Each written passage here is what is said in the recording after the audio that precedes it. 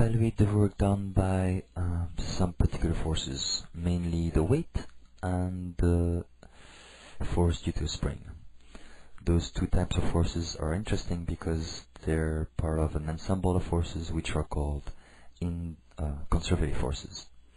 And the main property of those conservative forces is that the work done is totally independent of the path, which means that we don't need to know the exact path. We can just take the initial position and multiply this by the actual magnitude of the force. So let's see how that goes.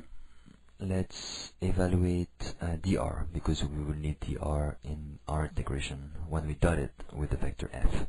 So let's remember that v is equal to dr dt, or dr is equal to v dt. Now vector v can be written in Cartesian coordinate as dx dt I plus dy dt j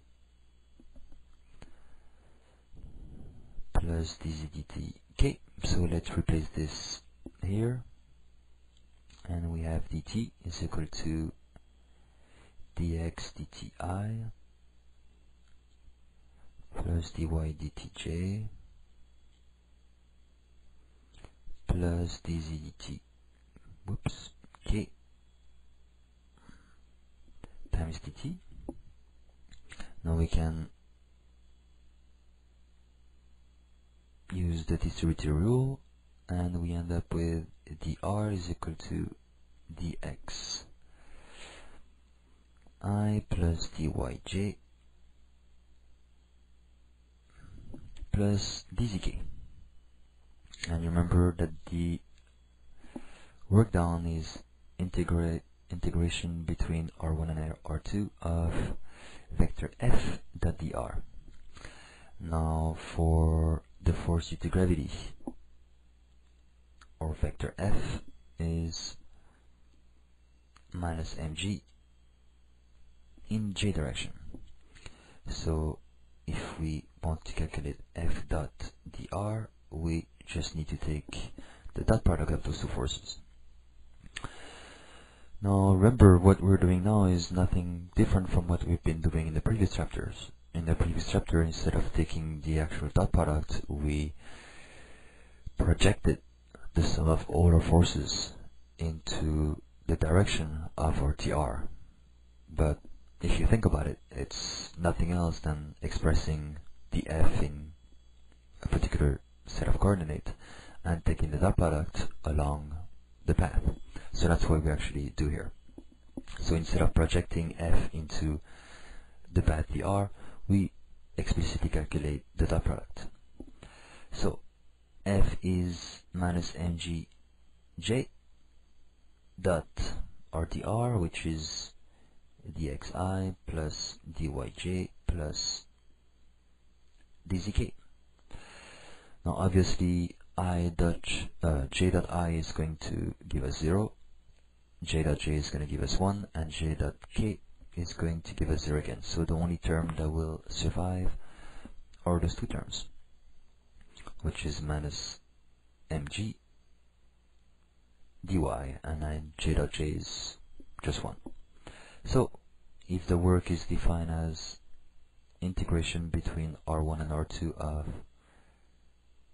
fdr, we can replace this as integration between y1 and y2 of mg dy. Now m and g are constants, so we can take it out, or take them out of the integration, and we end up with minus mg 1y y1 y2 dy, and this is nothing else than y2 minus y1, and therefore the work done is minus mg y2 minus y1. So as we can see clearly from this result, this is the force magnitude, and this is delta y, which is just the initial position and the final position. There is no information whatsoever between the intermediate points. Therefore, the path is not even showing up. So for the case of weight, we don't need to know the path. We can extend the weight functional form to the most general form, which is force due to gravity, and we will set we have the exact same answer, same result. So force due to gravity is from chapter 12. Oh, 13. Well, the first chapter. mg re squared divided by r squared times er. Now our vector f is in terms of er, so we have the planet here, our little satellite here, and remember that in Porter, E theta is tangential to the path and er is directed away from the planet. So if f is in terms of er, then since we have a dr in our integration, we better express it in terms of er as well. So remember that the velocity, which is dr dt, can be expressed in Porter as dr dt times er plus r d theta dt e theta. That was from chapter 13, I believe, yeah. So dr is this times dt.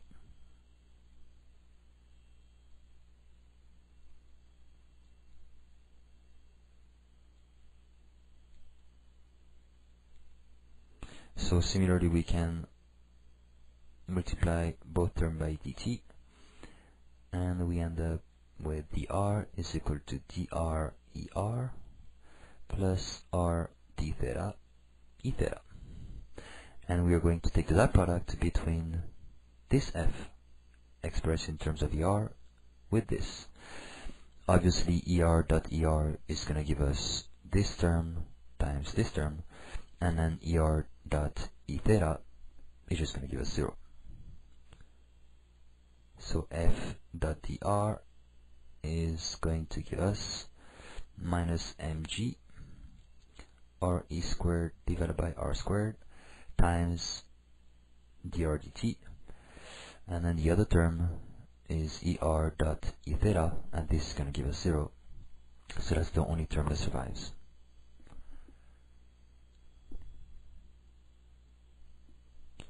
I'm sorry, this guy.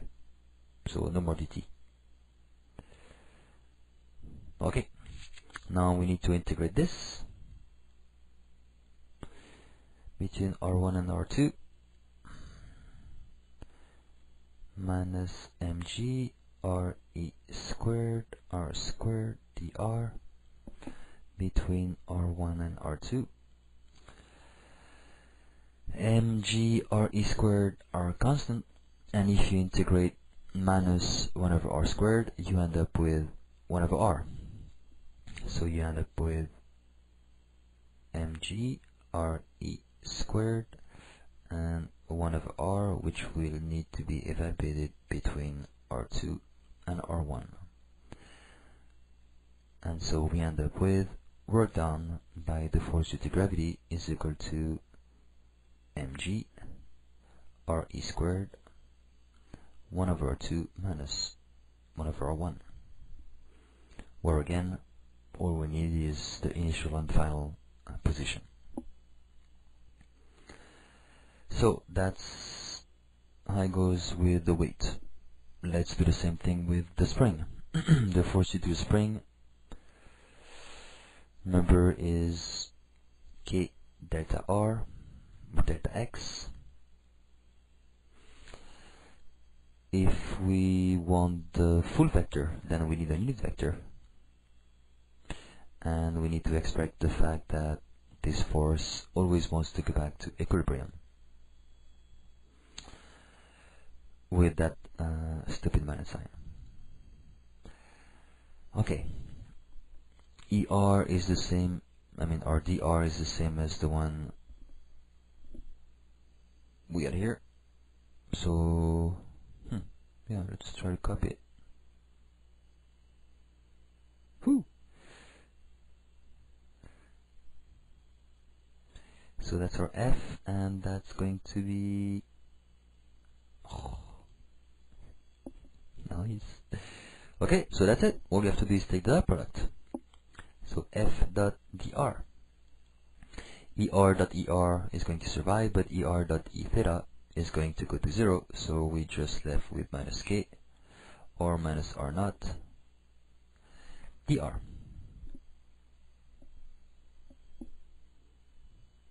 Now the work done is the integration of this between R1 and R2 of F dr, which ends up being integration between R1 and R2 of minus K or minus R naught dr.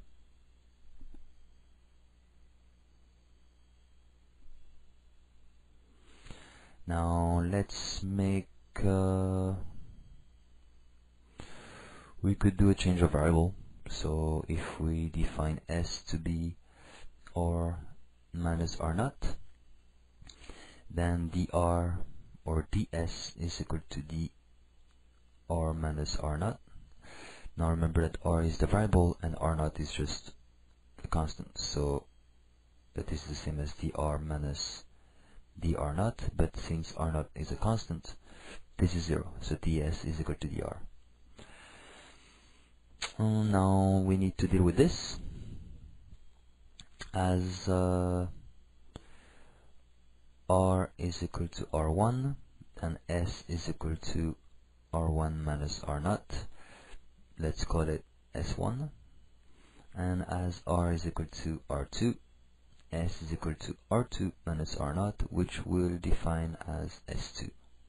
So our work is integration between N1 and S2 of minus Ks ds. K is a constant, we can take it out.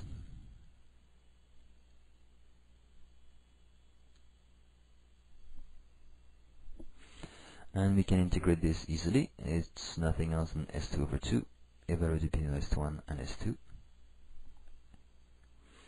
So the potential or the work done is minus K